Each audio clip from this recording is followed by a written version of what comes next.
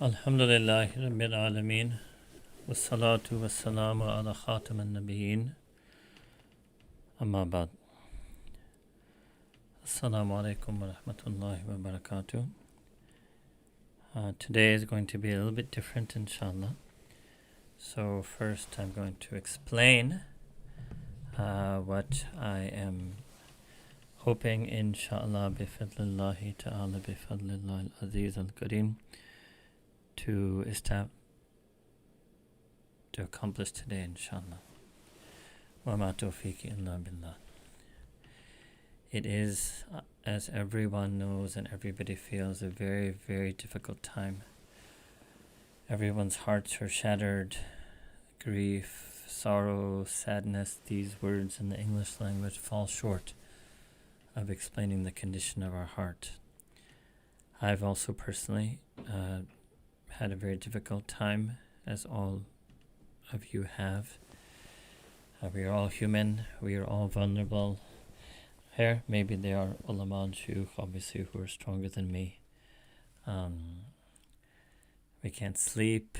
We're thinking about the innocent Palestinians in Gaza all the time. Understanding now what dawam dhikr is and how something truly can be so deeply embedded in your mind and heart, such that you remember it at all times and you're unable to make yourself unaware of it. I knew yesterday, following reports, as I have been for the past 3 weeks, that a ground invasion would happen. And all of you, I would imagine, would know that that happened overnight. So I kept waking up, like many of you, in the middle of the night. But really for the past 3 weeks, you feel guilty when you, especially living in a country like America, especially actually in these times, because one is living in this country. You feel guilty when you use water, when you have electricity, you eat food. Alhamdulillah, alhamdulillah, Allah has blessed me with 4 beautiful children. You look at your children.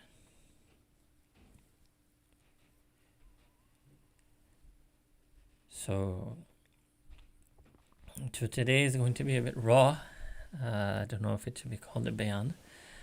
And so I just want you all to know that. And they are, mashallah, many, mashallah, sincere speakers, du'at, on this topic, who know this topic much better than I do, and many who are also of Palestinian origin and descent and are very deeply personally affected and can understand this in ways that I never can.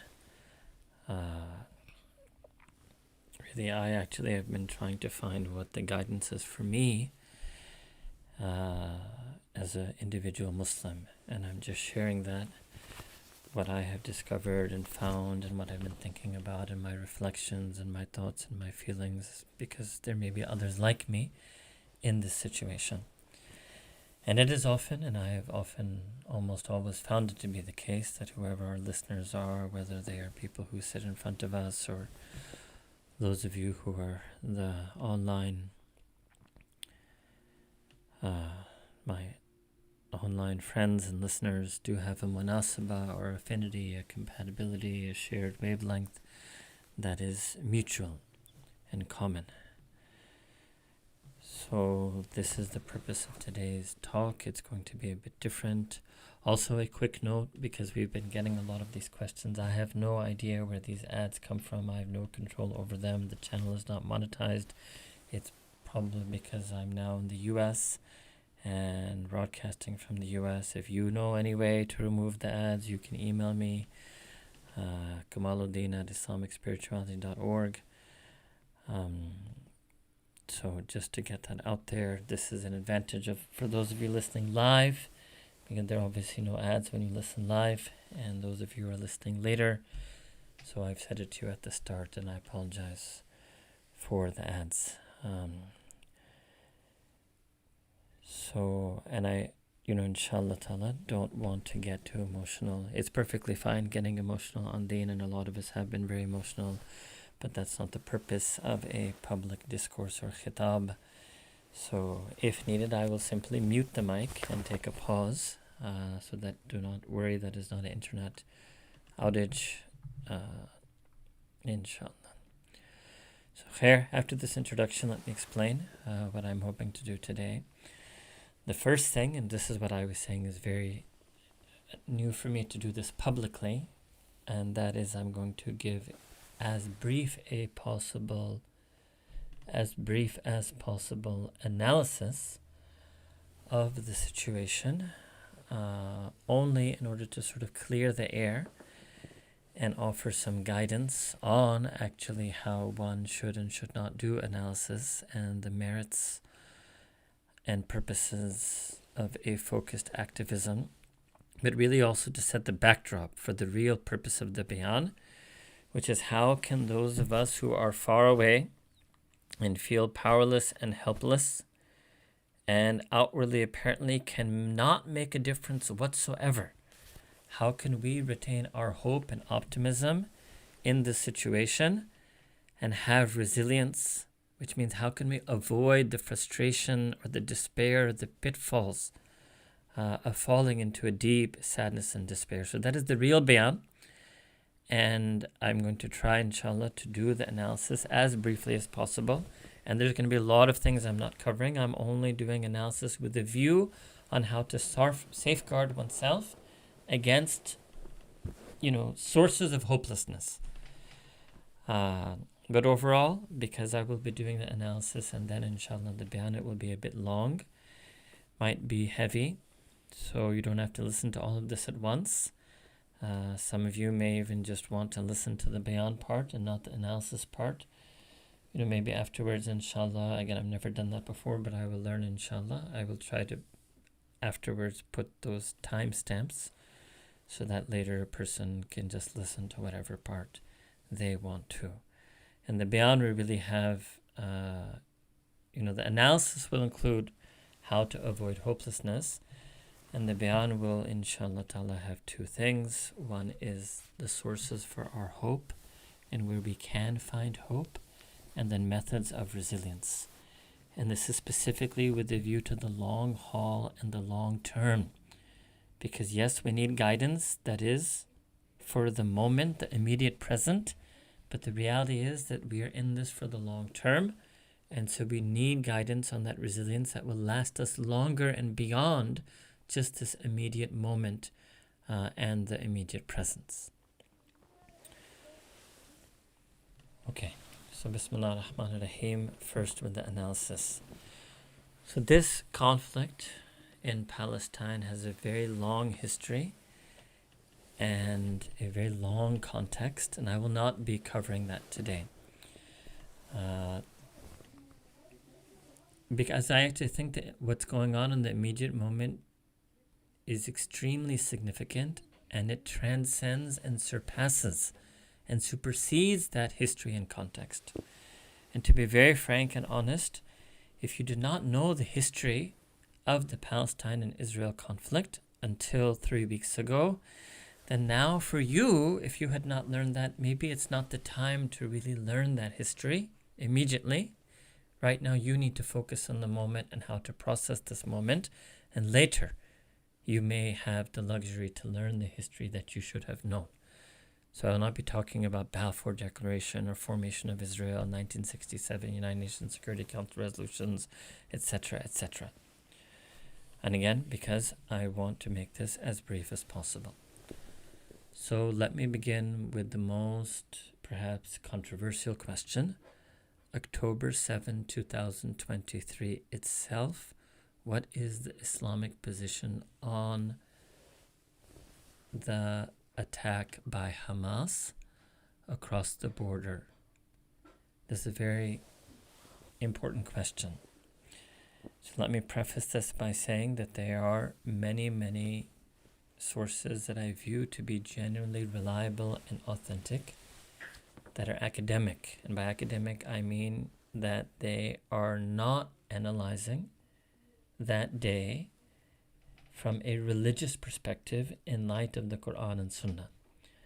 And some of those voices are Muslim, but there are a very large number of academics who are non-Muslim, non-Palestinian, who I think are offering very honest, frank, and accurate analysis of that event. At the same time, we also, as Muslims, will want to add a component to that academic analysis, which is what I'm just going to call religious. So today I'm just using these two terms in a specific way, academic and religious, that what does our deen tell us about that event?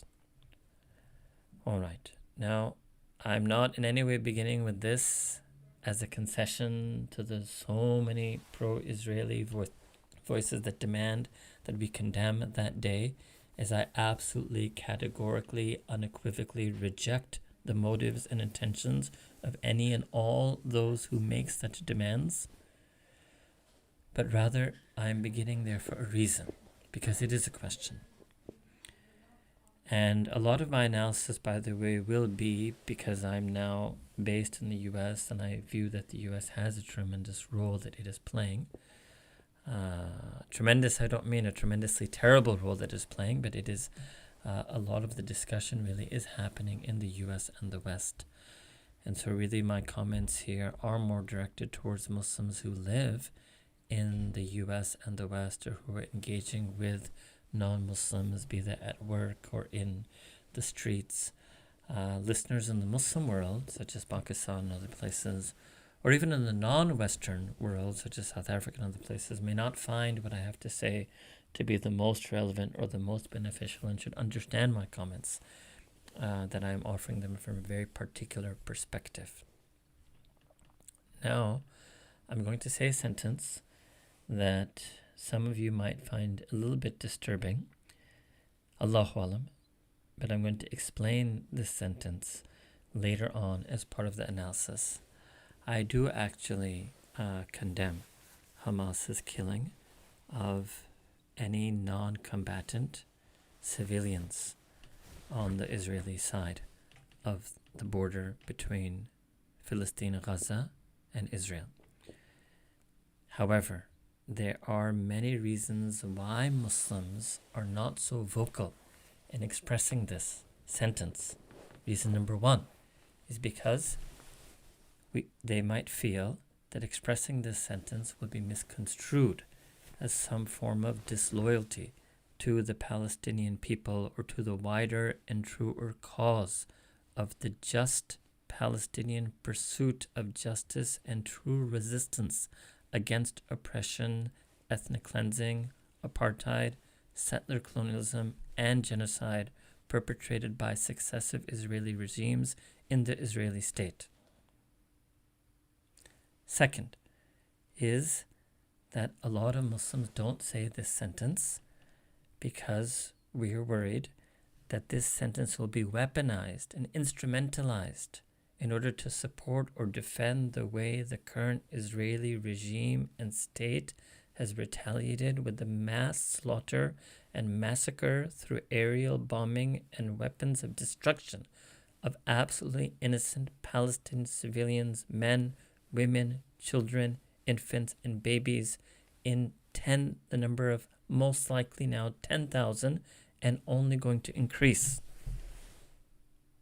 Therefore, for us, two sentences are required. And we will only speak the first sentence. We will only speak the first sentence with the second sentence.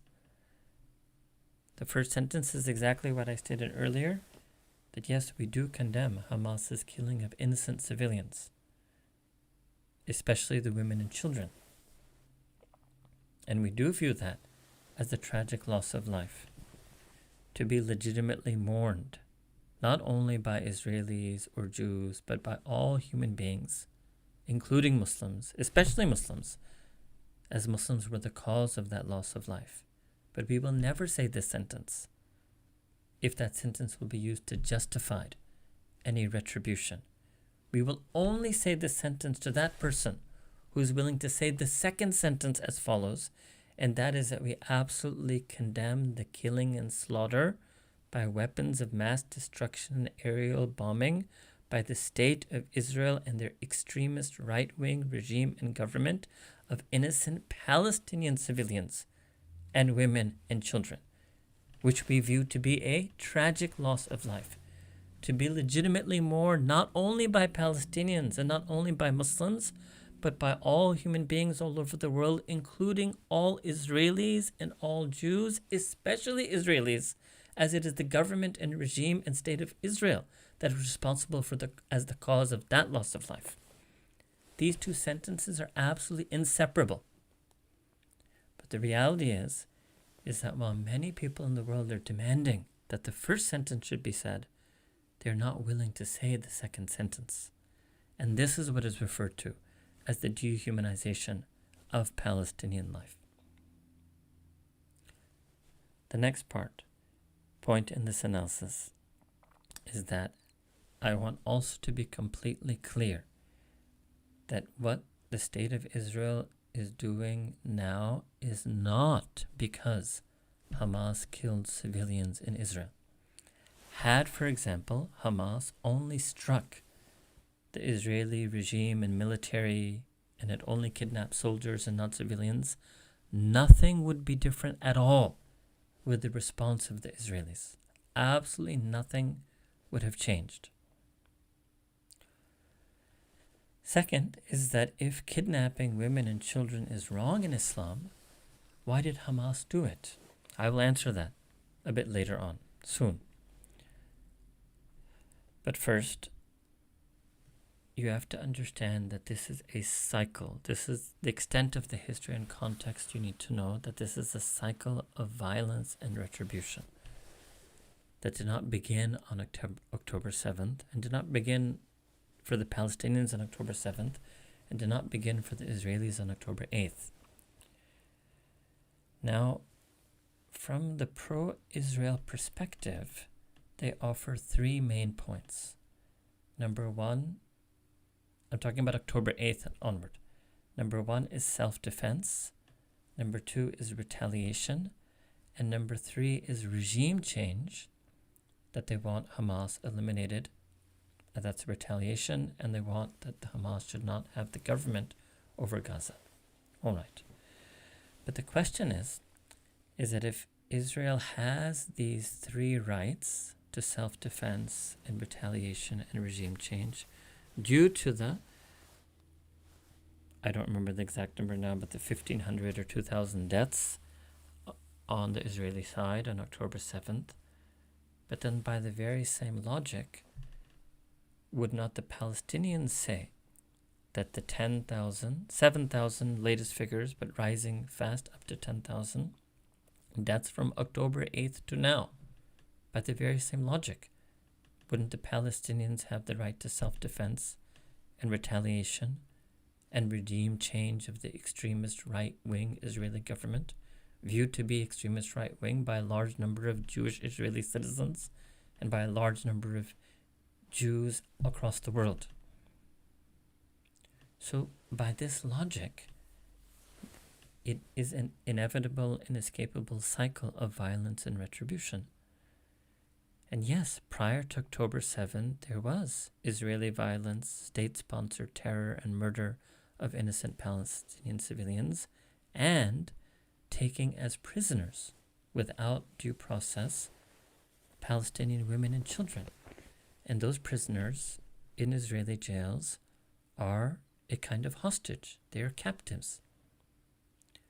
So if the Israeli response, this would the talking point to explain to any person who is pro-Israel, that if the Israeli response to the October 7th attacks is justified, then by that very same logic, the October 7th attacks themselves are justified as a Palestinian response to prior Israeli violence, killing, illegal detention, and imprisonment of Palestinian women and children. So this vicious cycle of violence goes back decades, from which there is no escape. This is the extent, this is as far as you can go in any discussion, in any honest, fair, balanced, symmetrical discussion. Another way to show you but the reality is that the world is completely imbalanced. if you were to take all the pro-Israel opinion pieces, government statements, resolutions, and just flip the language and change the word Israel to Palestine and vice versa in that statement, they would, and then show them the statement, they would look at it in horror and they wouldn't accept it. And this is why people around the world are waking up from all backgrounds, religions, ethnicities, even here in America, and realizing that truly Palestinian lives don't matter. And in fact, since Palestinian women and children are been kept captive and hostage as prisoners in Israeli jails without due process, without trials, in other words, in violation of human rights and international law, and the international community failed to sanction Israel due to this illegal detention, and in fact continued with giving millions or hundreds of millions or billions of dollars of aid. They are all complicit in creating this context that has led to this vicious cycle of violence. So this is not a good thing that Hamas kidnapped and has kept captive Israeli women and children, and others and foreigners and apparently Thais and Filipinos. But this is their rationale. Now, as long as Hamas returns them and frees them, ideally, yes, what they want is a trade. And it was recently reported in the Washington Post that they offered a trade. Then we would still could later on discuss whether this was the correct means. However, if Hamas kills them, then killing of those women and children is absolutely inexcusable. And it does not in any way bring back the Palestinian women and children who were held in the jails. Exactly the same way that the Israeli state's bombing and murder and killing of innocent Palestinian civilians is inexcusable and not do anything to bring back any of the Israeli losses and casualties. So it is a vicious cycle of retribution and violence. And each side will have a narrative and will have sympathies. But the truth is that many children, many means thousands and thousands of children, and this is also what we have to accept as inexcusable, there were children killed on both sides. Fine, yes, there was no beheading. That was a false media report.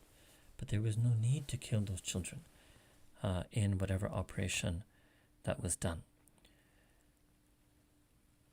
So this is why it is very hard to reach out, because one side, all they look at is the loss of their lives. And then they go into retribution, retaliation. And this has led them to launch this murderous campaign. And I will also want to make it very clear that although I said that there's an there's an unprecedented number of non-Muslims, non-Palestinians, including many Jews, whites, Christians, however you want to refer to it, in America, who are writing, professors, academics, journalists, who are writing and being also an unprecedented canceling and silencing of them. So it's very important that those who are listening in the Muslim world and the Muslim world should know that this is not actually all Jews or all Christians or all Americans or all whites, because unprecedented numbers are speaking against the Israeli bombings and attacks and murder and slaughter of innocent Palestinian men, women, children, civilians. And we should also know that the level of lies that you see in the New York Times and CNN, especially concealing the truth and selective and biased reporting, has been made clear thanks to social media. But it should also make us realize how much must have been concealed about this conflict, the Palestine-Israel conflict, and so many other wars and conflicts by these major media outlets for the past 50 plus years.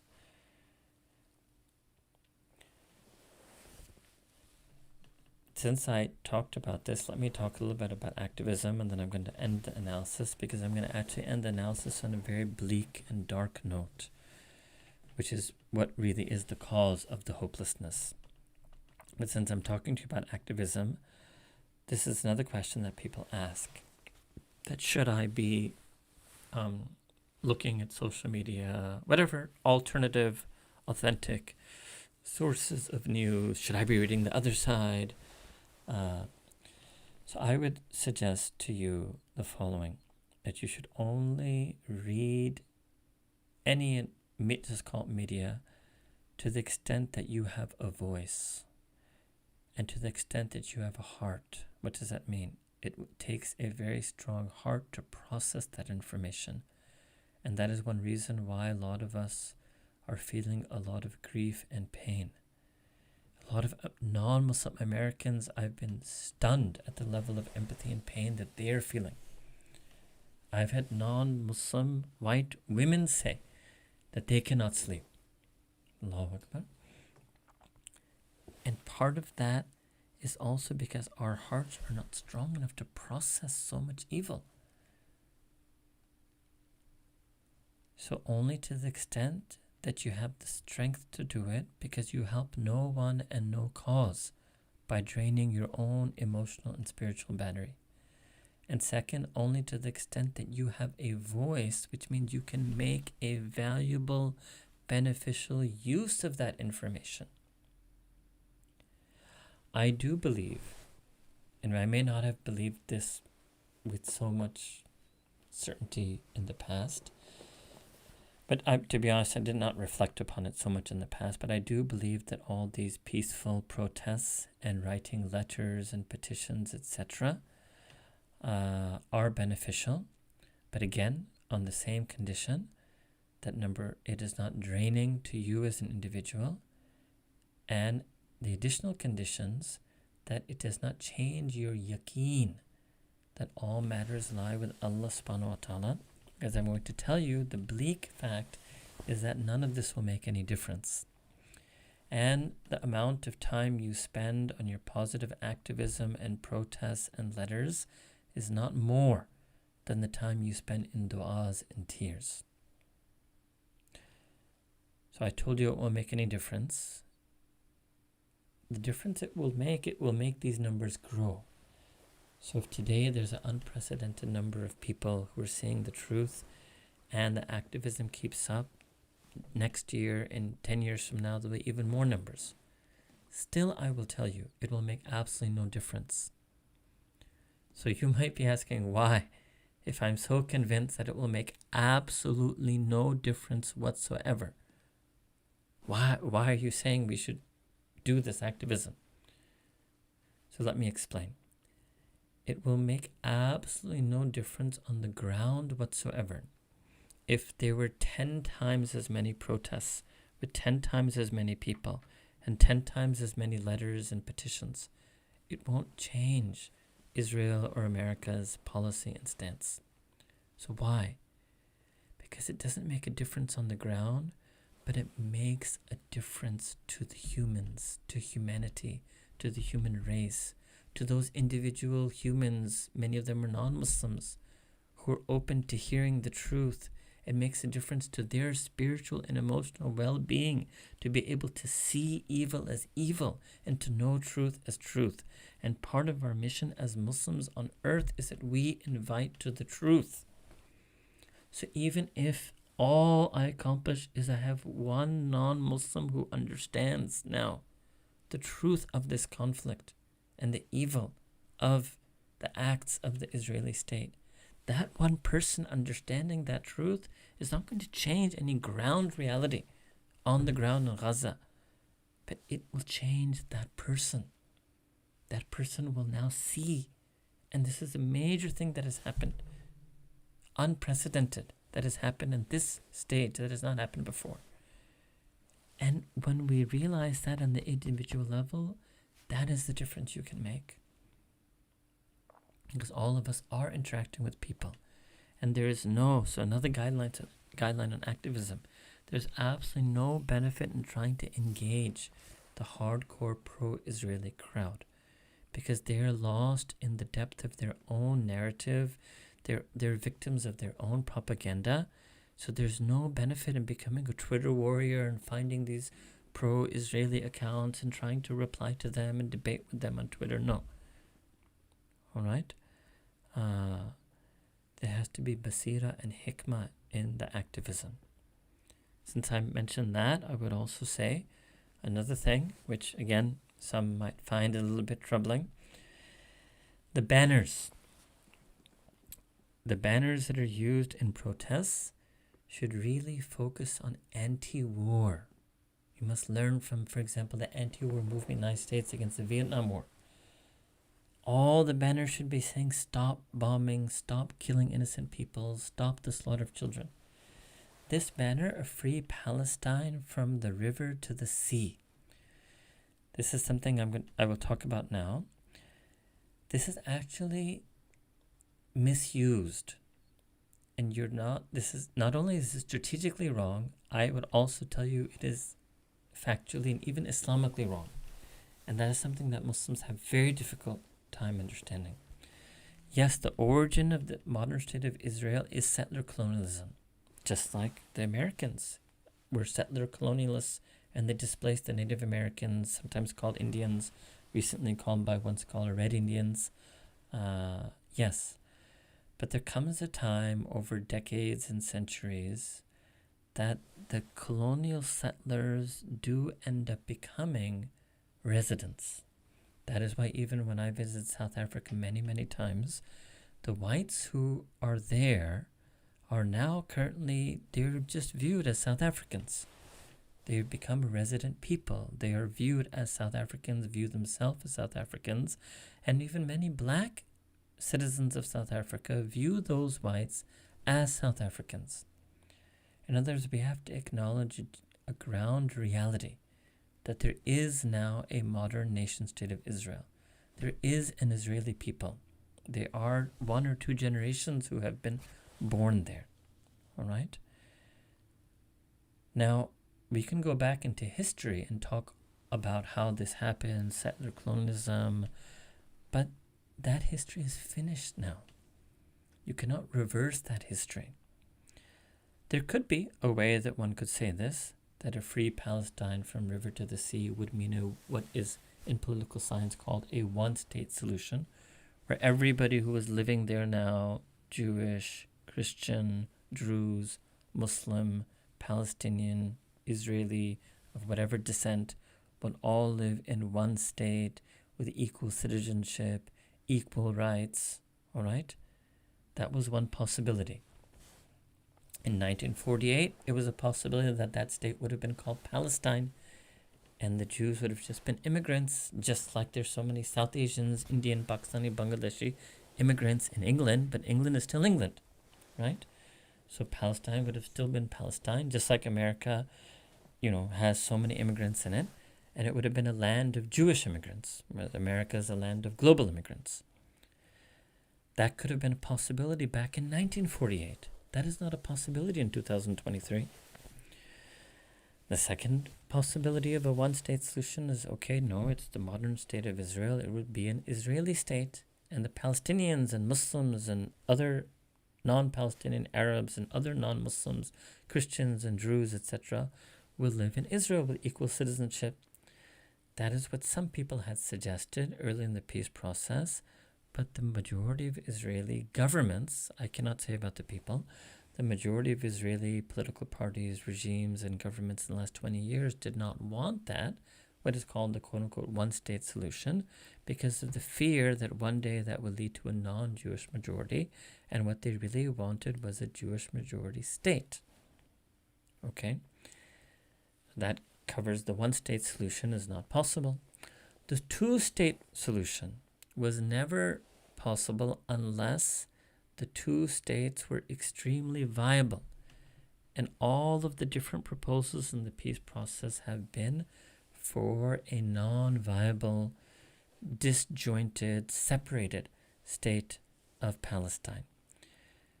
Khair, even when they were moving in the right direction, the peace process was inevitably doomed a few decades ago after right-wing Jewish Israeli extremists assassinated the Israeli Prime Minister Yitzhak Rabin.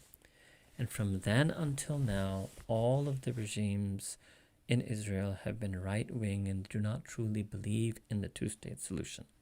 And anybody who says this now, and this is, you will find this favorite talking point to people in the US, the EU, is dissimulating. They all know that that can never happen. So what is left? What is left is two possibilities. And that is what is the ground reality now and has been the ground reality for the past 20 years. And that is an asymmetrical power solution. You must understand that to have peace, any kind of peace process, peace negotiation, you cannot have such an asymmetry of power. But because the state of Israel has that power, they want simply just the state of Israel. And through many different means, it's a very long story from 1967 up till now, they have been steadily increasing what they call settlements on the West Bank, taking territory. They herded so many Palestinians into this tiny, tiny 140 square mile, tiny place called Gaza. And this is what is called ethnic cleansing. This has been the reality for the past 20 years, and the current regime in Israel sees this moment as yet as an opportunity to complete that process of ethnic cleansing. So the most likely outcome is that they want to herd all the Palestinians in Gaza out of Gaza into Egypt or into other foreign countries. And they are already, as we speak, in the last 2-3 weeks, making further incursions into the West Bank. And at some point, they may even just take 100%. So if you see those maps with stages of progression, that right now Palestinians have, I think, 15% of what they had in 1947-48. They will have 5% or even 0%. So this is a very bleak situation because that means there's going to be tens of thousands more innocent Palestinian civilians that will be brutally slaughtered and massacred by the Israeli state. Their plan is starvation, hunger, blockade of fuel, energy, electricity, all humanitarian aid, that either the Palestinians die or they leave to go to Egypt, or we contract them to a smaller open-air prison, half or less than half of the original size of Gaza. So and this is just a purely academic political science analysis I was giving you. So that analysis is absolutely crippling. A person whose heart is already devastated at the 7,000 to 10,000 lives. If you were to realize, as I'm telling you, that tens of thousands more will die, Israel's not going to accept a ceasefire. The United States is not going to impose. It's the only country that could have imposed that. It's not going to impose conditions of a ceasefire. Tens of thousands of more Palestinian innocent civilians and children will die. So this is actually now the bayan. That when you were in such a crippling state, and when all the academic analysis, political science analysis, and everything I've told you, by the way, every single thing I've told you, there are numerous non-Muslim, non-Palestinian academics who have said all of this, even about the Hamas taking of hostages to trade for Palestinian women and children prisoners, everything I told you. Even the true people know that this is the truth, and they also know the true reality of the evil ambitions of the current Israeli government. So in this situation, it's only our deen and spirituality that can give us hope. So inshallah, I will now begin that bayan. Understand that the analysis is I did it very fast, very brief, very limited. Much, much more could be said. Everything I said is a lot more detail, a lot more nuance. There are many other sides, even that I agree with, that I was not able to present. The purpose was I wanted, in case someone has been sweetly hoping that somehow the world will impose a ceasefire, it is not going to happen. And we need to find a way, if that's possible, to prepare our hearts to face the news of thousands of more deaths of innocent Palestinian civilians, men, women, and children.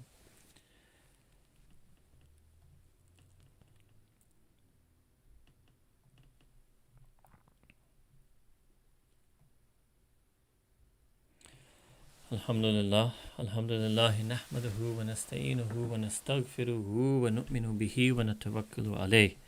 Wa na'udhu billahi min shururi anfusina wa min sayyiati a'malina. Man yahdihillahu fala mudilla lahu wa man yudlil fala hadiya lahu. Wa nashhadu an la ilaha illallah wa nashhadu anna Muhammadan abduhu wa rasuluhu. Amma ba'd. Fa'udhu billahi minash shaitanir rajeem. Bismillahir rahmanir rahim. وعلى الله فليتوكل المؤمنون صدق الله العظيم اللهم صل وسلم وبارك على عبدك ورسولك سيد الأنبياء والمرسلين خاتم النبيين وعلى آله وصحبه وأمته أجمعين. When we think about this very bleak and crippling situation, the reality is that who are we? We're living so far away.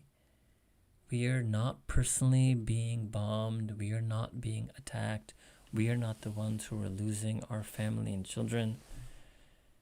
And if we put ourselves in a state of empathy and try to imagine what the people of Palestine themselves are feeling, the people of Gaza are feeling, and I would advise you not to do it, but I have done it, if you end up inadvertently seeing some of the horrific pictures and videos of the bombings and of the deaths, your heart will be so crushed, and you will sit here and you will close your eyes, you will cry. But you know what the difference is? When me and you, when we open our eyes, what do we see when we open our eyes? When I open my eyes, I see my beautiful children. I see a fridge with food. I look out the window, I see the autumn colors.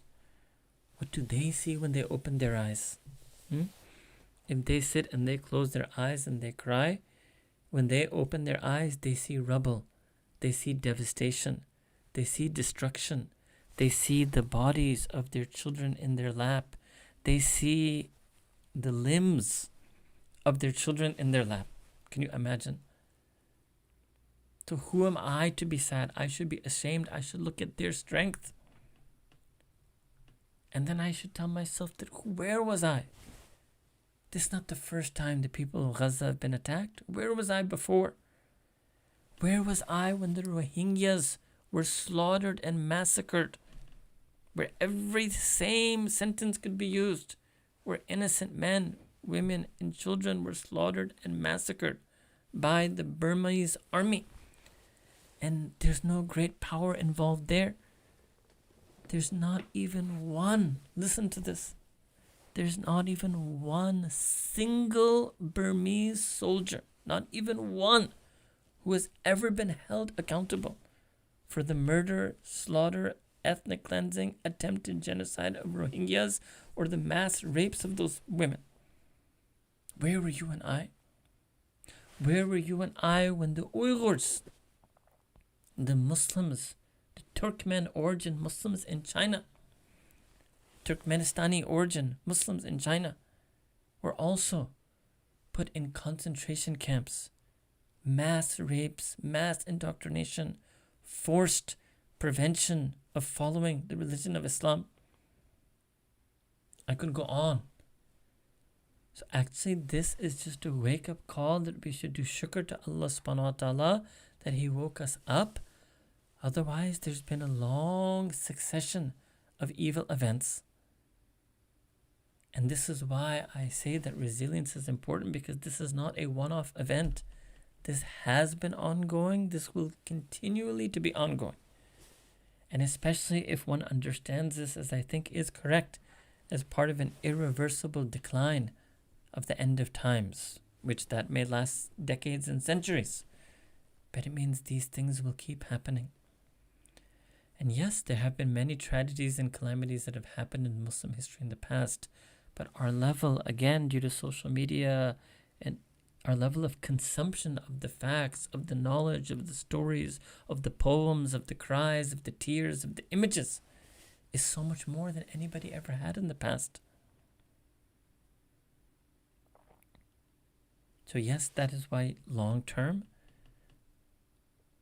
we must keep raising our voices, never let them be silenced now that Allah subhanahu wa ta'ala has woken them up. And all of those, I would address all of those, mashallah, Muslim activists, that as they continue to advocate and spread the truth, they should keep those networks alive and expand those networks after the immediate moment passes, and expand those networks and voices for the Uyghurs and other travesties and tragedies that are taking place currently, even within the Muslim world, such as Sudan. Our hope in Allah subhanahu wa ta'ala. So the first hope comes from Allah subhanahu wa ta'ala. And the first element of hope is how to process the suffering that we are seeing. So the first suffering is of the shuhada. And that's something we have to understand, that this is the first, what's the hikmah, what's the wisdom of Allah subhanahu wa ta'ala. So the first wisdom that Allah subhanahu wa ta'ala has in these type of events is actually bestowing the beautiful gift of shahada and martyrdom on a population that was otherwise living in an open air prison and already suffering from oppression and injustice. So there are long passages in Quran al-Kareem, and yes, they have context, and you can study that context by looking them up in the tafsir, but they also are relevant to the current situation. So Surah Al-Imran, Surah 3, verses 139 to 142. وَالْأَعُوذُ بِاللَّهِ مِنَ الشَّيْطَانِ الرَّجِيمِ بِسْمِ اللَّهِ الرَّحْمَنِ الرَّحِيمِ وَلَا تَهِنُوا وَلَا تَحْزَنُوا. لَا تَهِنُوا, do not let the sorrow overcome you such that you become faint and weak of heart. وَلَا تَحْزَنُوا, and nor should you let yourself grieve. وَأَنْتُمُ الْأَعْلَوْنَ, for you will truly be victorious. إِن كُنْتُم مُؤْمِنِينَ, if you are truly believers. Now that victory can mean many different things. It doesn't necessarily have to mean a specific strategic military victory on the ground. This is a teaching that Allah subhanahu wa ta'ala is giving us in the Quran. So what does it mean? In kuntum mu'mineen, that you have to be firm and strong in our iman, in the actions that increase and strengthen our iman.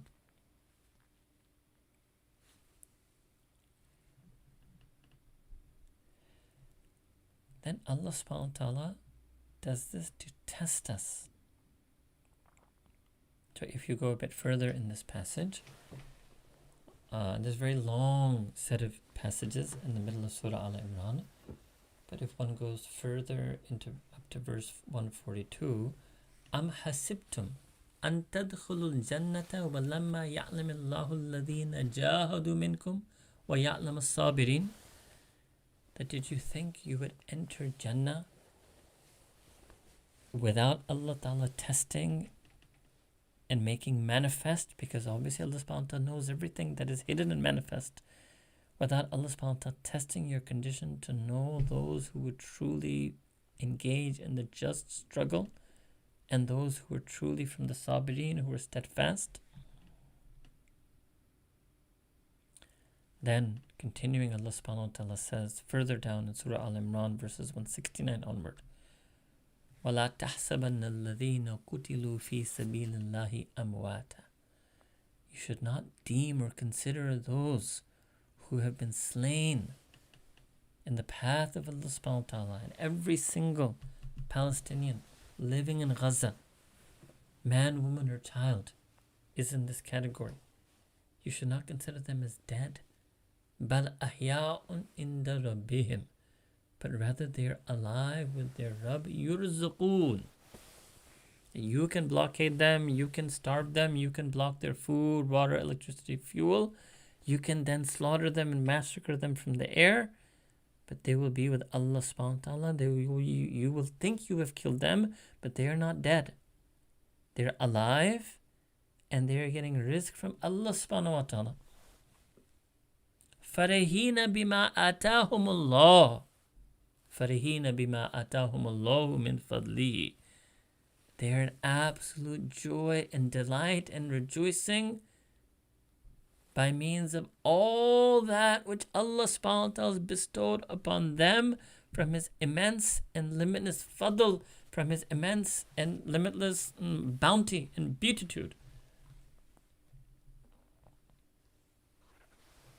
وَيَسْتَبْشِرُونَ بِالَّذِينَ لَمْ يَلْحَقُوا بِهِمْ مِنْ خَلْفِهِمْ أَلَّا خَوْفٌ عَلَيْهِمْ وَلَا هُمْ يَحْزَنُونَ.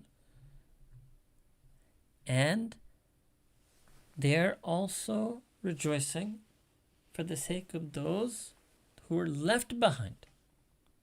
What? لَا خَوْفٌ عَلَيْهِمْ وَلَا هُمْ يَحْزَنُونَ. That there will be no khawf, no fear upon them, nor they shall grieve.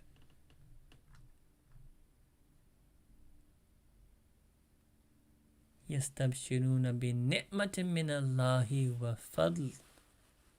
They are rejoicing from a ni'mah, a bounty and blessing from Allah subhanahu wa ta'ala, and a fadl. وَأَنَّ اللَّهَ لَا يُضِيعُ أَجْرَ الْمُؤْمِنِينَ. And Allah subhanahu wa ta'ala will never let go waste the tremendous reward that He bestows on the believers. So this is their status. And many of you would already have heard that Nabi Kareem sallallahu alaihi wasallam mentioned a hadith narrated by Imam at-Tirmidhi rahimahullah, that at the moment that that person is martyred, Allah Ta'ala takes away the pain of that physical cause of their martyrdom, such that they hardly feel it, just like a little prick. Okay, so this is how we can process the suffering of those who are being killed. How do we process the suffering of the survivors? How do we process the suffering of the parents who lose their children, the children who lose their parents, the spouses who lose their spouses? How do we process the suffering of the Ummah who loses other members of their Ummah? How do we process their suffering? Because all of this is about the martyrs.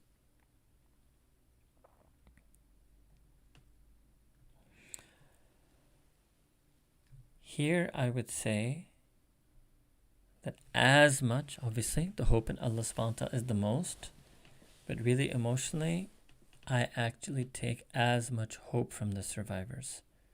Their strength, their iman.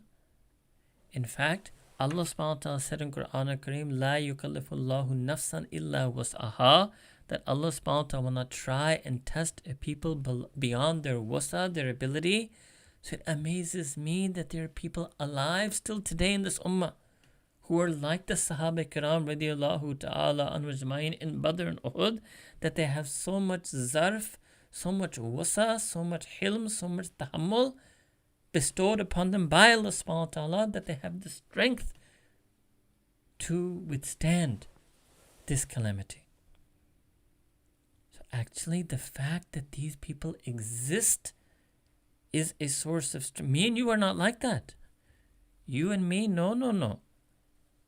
We are no. Think about the hadith of Nabi Kareem sallallahu alaihi wasallam, that a person is tested, that the prophets were tested the most of the prophets. The Prophet sallallahu alaihi wasallam was tested the most, and then after that, people are tested according to the degrees of iman. So the immensity of the test that they are facing in Gaza is a testimony to their intense degree of Iman, and the fact that the Ummah has people like that gives me great hope. And I want this to be clear, that we have absolute yaqeen in these verses of Quran al-Kareem and the hadith of Nabi Kareem sallallahu alayhi wasallam, yaqeen that Allah subhanahu wa ta'ala is giving all of those survivors the zarf, the sabr, the hilm. How beautiful Allah subhanahu wa ta'ala is that He can grant such a strength to people in such tragic circumstances. If only you and me could turn to Allah subhanahu wa ta'ala. We learn a lesson from this. How much strength and sabr Allah subhanahu wa ta'ala can bestow upon a people. Let me be more clear, because many people are citing this hadith, and it's a correct hadith, and the meaning is correct, but I want to add a meaning. And that is that the ummah is like one body. And when one body feels the pain, you should also feel the pain. But I want you to be very clear. Don't think that they're the weak part of the body because they're being attacked, and we're the strong part because we are not. We are the weaker part. We are the weaker part of the body. They are the stronger part of the body. And just like the body, the weaker part takes strength from the stronger part. We take our strength from them. I also want to say that people should not critique the ummah. This is a mistake, maybe just a mistaken language. But some people are saying, oh, the ummah is so useless, the ummah is so bad. La hawla wa la quwwata illa billah. Maybe, yes, you can critique governments of the Muslim world, but not the ummah. The ummah belongs to Nabi Kareem sallallahu alayhi wa sallam. Sayyidina Rasulullah sallallahu alayhi wa sallam, he loved his ummah. The ummah has the nisbat with Sayyidina Rasulullah sallallahu alayhi wa sallam. And mashallah, you can see the ummah worldwide in its du'as, in its feeling of empathy and pain and compassion for the people of Palestine.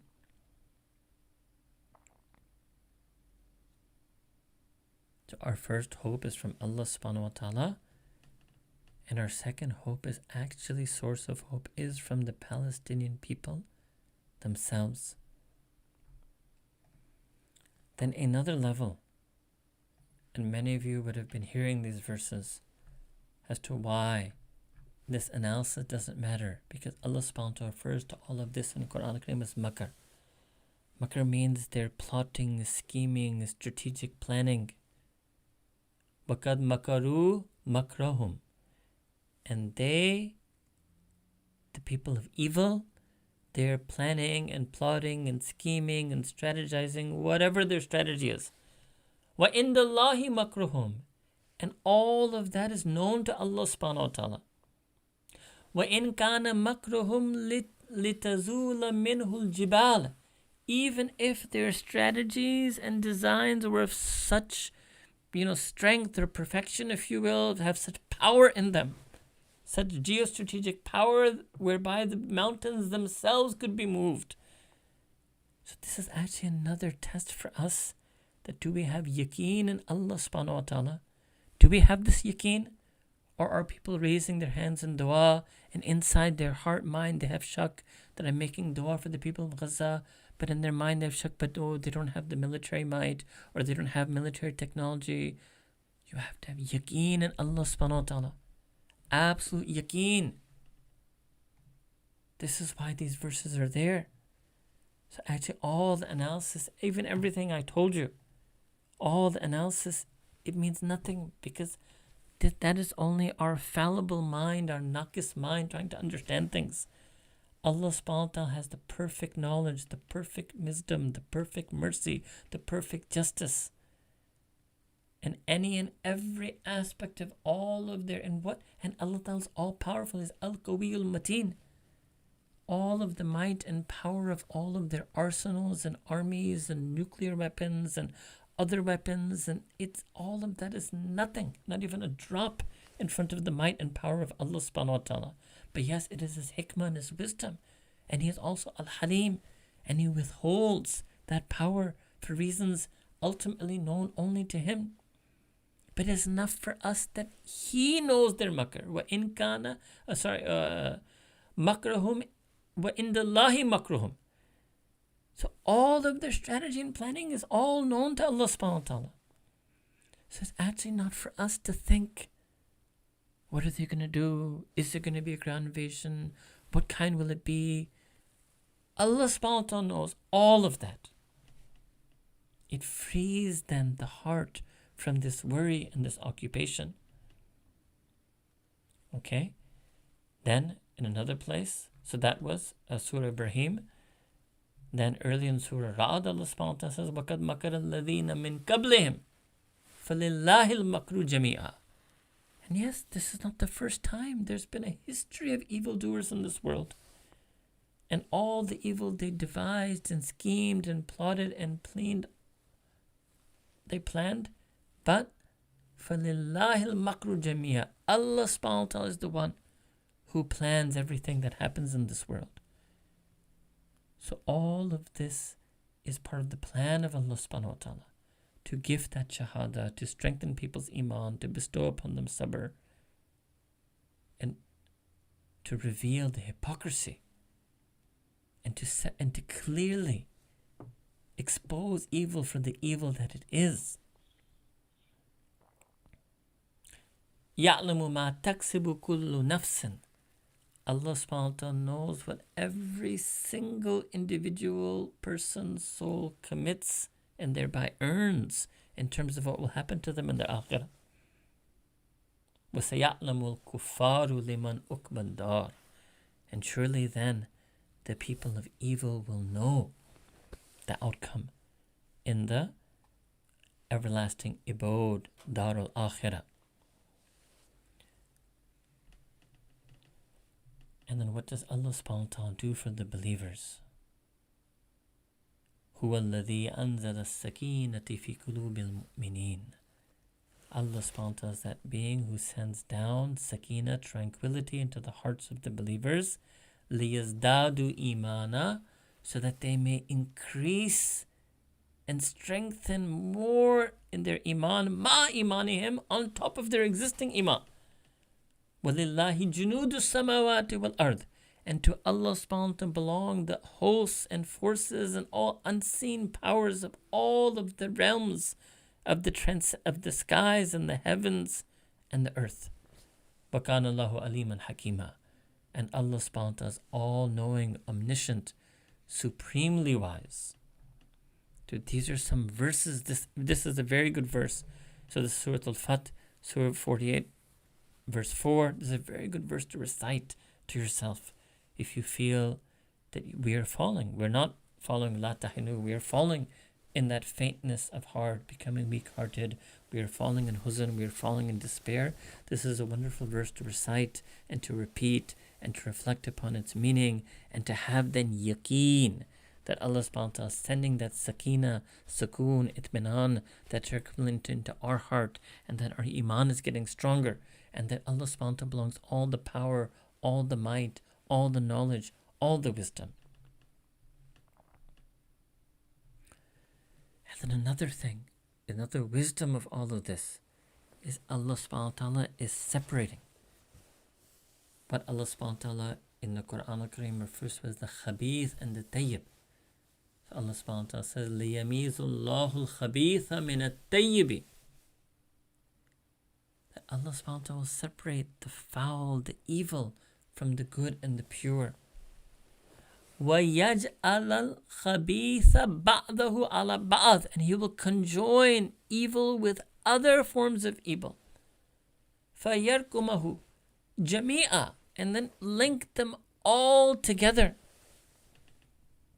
فَيَجْعَلُهُ فِي جَهَنَّمَ أُولَٰئِكَ هُمُ الْخَاسِرُونَ. And then all of those forces of evil will be punished by Allah subhanahu wa ta'ala and placed in the fire of Jahannam. And they will be the ones who suffer that ultimate loss of the akhirah. So this is another wisdom of Allah subhanahu wa ta'ala. This is happening. So we must have absolute yaqeen on Allah subhanahu wa ta'ala. And as I recited in the start, وَعَلَى اللَّهِ فَلْيَتَوَكَّلِ الْمُؤْمِنُونَ. We should have our tawakkul and trust on Allah subhanahu wa ta'ala.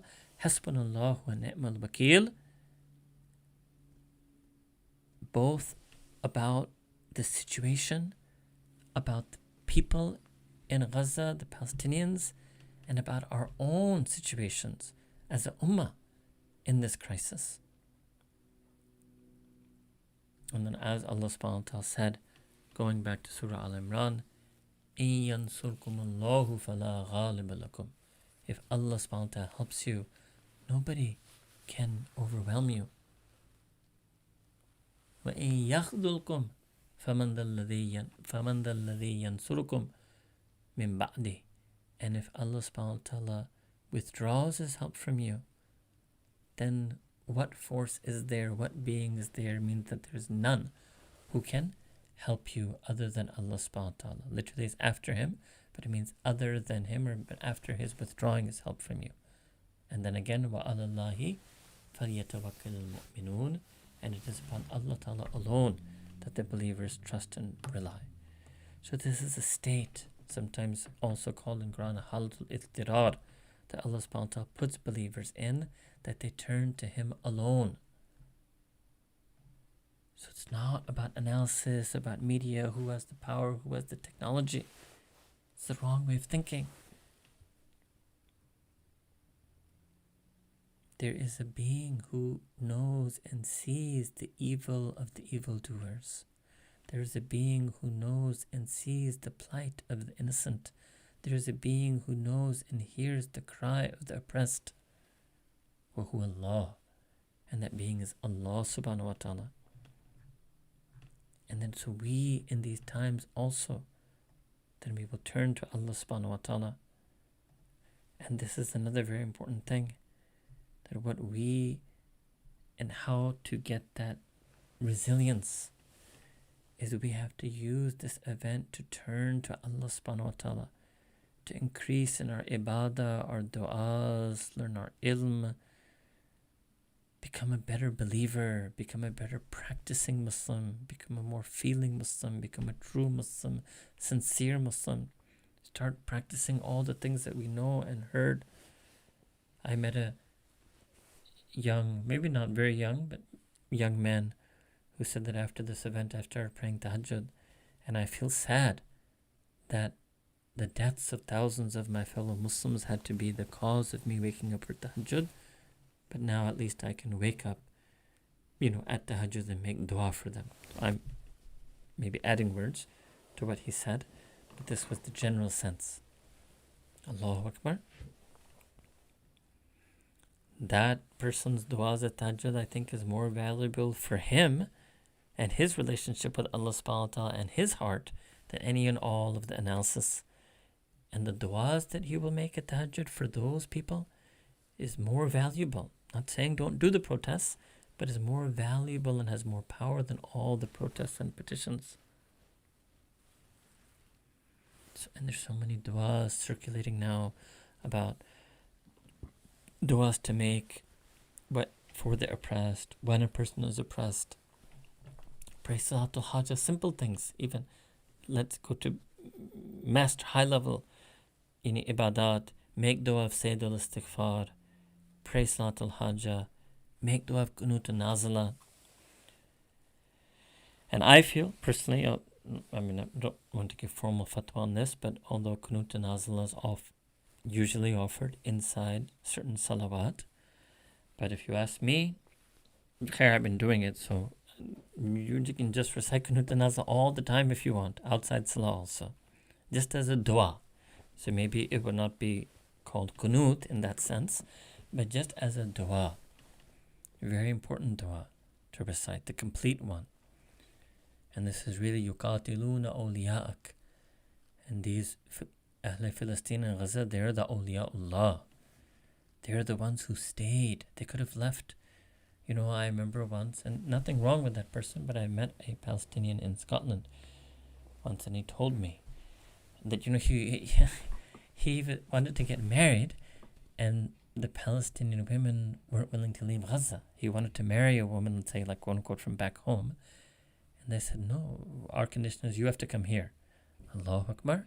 Now, most other ethnicities in the world, right? If a proposal comes from the UK, Scotland, the West, they're more than happy to leave the Muslim world and come there. They said, no, we won't leave here. This is our land and we will die here. You want to marry us? You will leave the West. You will come live here. Allahu Akbar. This is a story I'm telling you from 2011, 12, like more than 10 years ago. This was, mashallah, the level of these people. They're awliyaullah. They are from, many of you would have seen that hadith that Nabi Kareem sallallahu alaihi wasallam said, there will always be a people near a Masjid al-Aqsa who are upon truth, and they will be tested from time to time. Calamities will, stronger, the calamities will befall them from time to time. These are those people.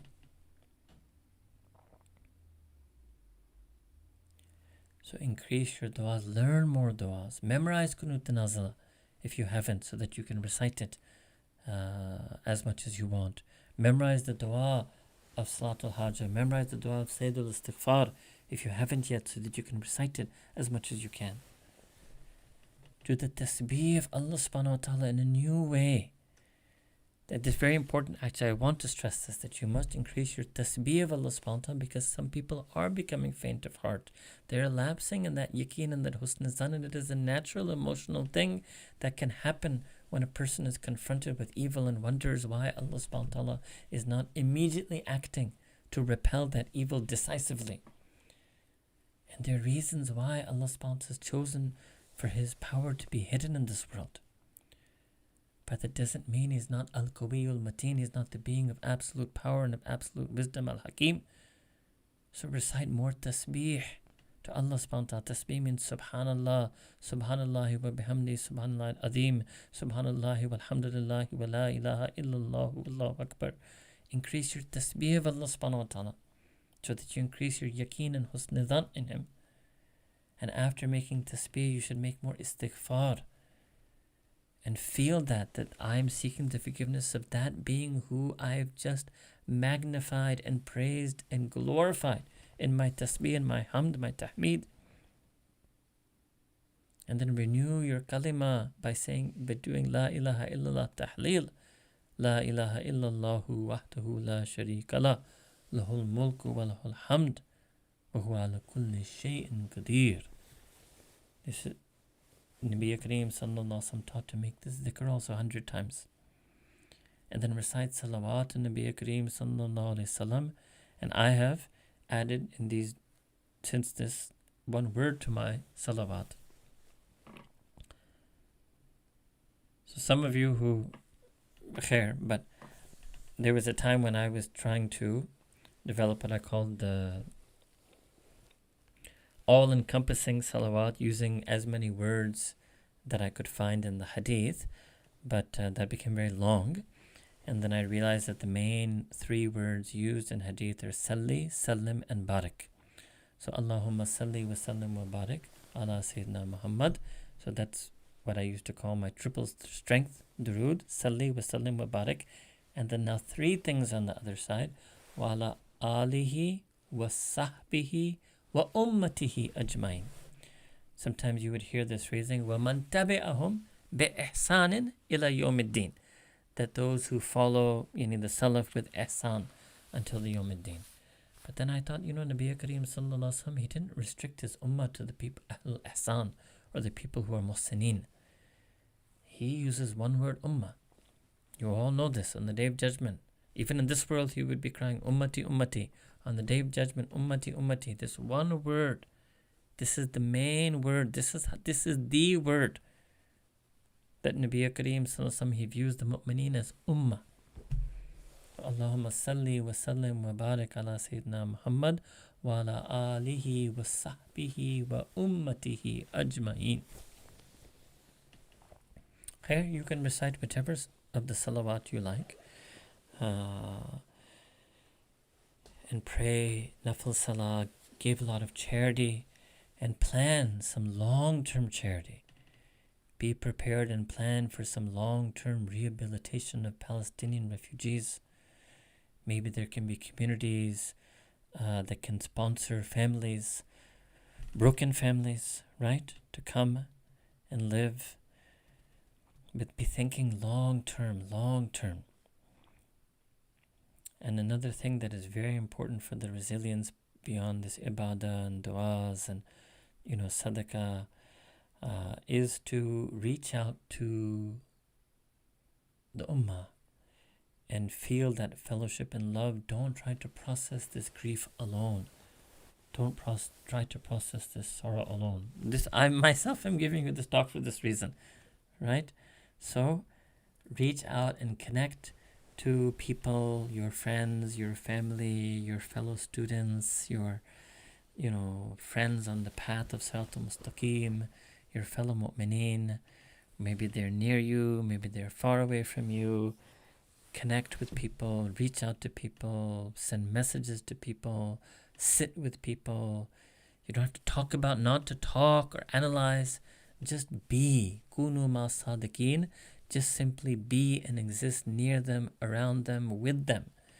Share that tragedy with them, because there will be times when you are feeling low and they're doing better, and then they're feeling low and you are doing better, and you need that mutual support. This is one of the critical things Allah subhanahu wa ta'ala said in Quran al-Kareem, وَتَوَاصَوْا بِالْحَقِّ.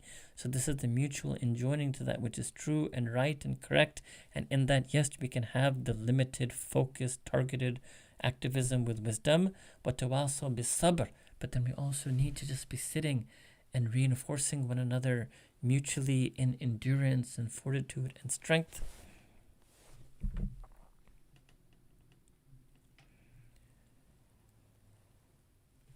I ask all of you, to make a lot of dua for the people of Gaza, to make dua for this ummah. And really, my purpose was this bayan. I'm not, the analysis was very naqis. It was just to clear the air. But my real message to you is that Allah Ta'ala knows everything. He has all knowledge of every analysis of everyone and knows the reality behind the analysis and has an absolute wisdom. And we must put all of our trust and reliance and dependence on Him. And really, I want to say again that first source of hope is Allah subhanahu wa ta'ala, but the second source of hope is the very people of Gaza themselves. Don't make that tragic mistake of letting their tragedy be a cause of hopelessness in you. This is shaitan. This is actually shaitan. It's a natural emotional thing. We have been feeling it also. But know that this is what shaitan wants. He wants that for us, the whole ummah, to fall into despair, to feel that we are downtrodden, to feel that we are weak, to become faint of heart. No, look at their strength. Build on their strength. Connect to their strength. Strengthen yourself. They are a source of hope for us. Allah subhanahu wa ta'ala is the ultimate source of ultimate hope for us. And these very survivors of this tragedy are a source of hope for us. And the victims are all shuhada. All bil yaqeen. You can say inshallah, but I'm also saying obviously inshallah in the sense if it is the will of Allah subhanahu wa ta'ala, and it is bil yaqeen, certainly the will of Allah subhanahu wa ta'ala, that they are all being bestowed with shahada, the ones who have been slaughtered.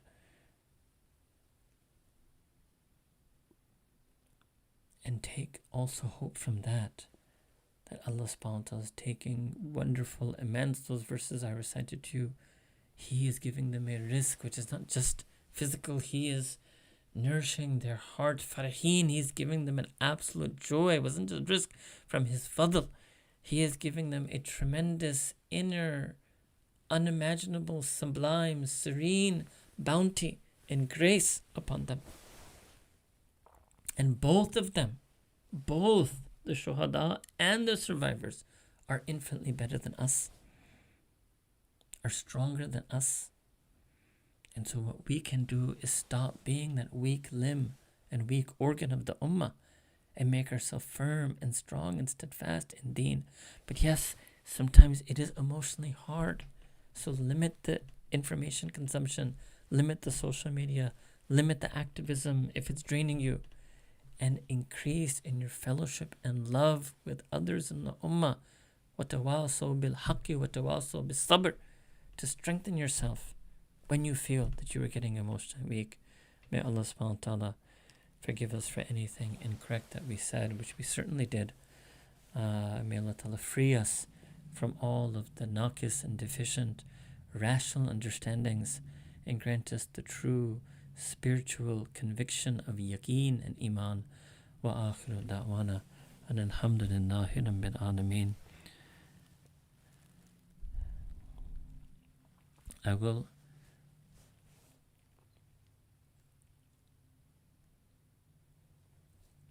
put the mic on mute and ask all of you to stay for a little while and make your own du'as to Allah subhanahu wa ta'ala, and I will also be making dua to Allah subhanahu wa ta'ala, and then I will end, and then all of you can continue inshallah in making your own du'as to Allah subhanahu wa ta'ala, and make dua for all of the people in the Ummah who are suffering from huzn and from grief and from sorrow, and make it a means of all of them turning to Allah ta'ala in yaqeen, and also make dua, special dua. And I tell you this from my heart, from experience. Make special dua for all the non-Muslims who have shown their humanity in this time, that may Allah ta'ala reward them for that humanity by giving them the priceless and precious gift of iman. Wa akhiru da'wana and alhamdulillahi rabbil alameen.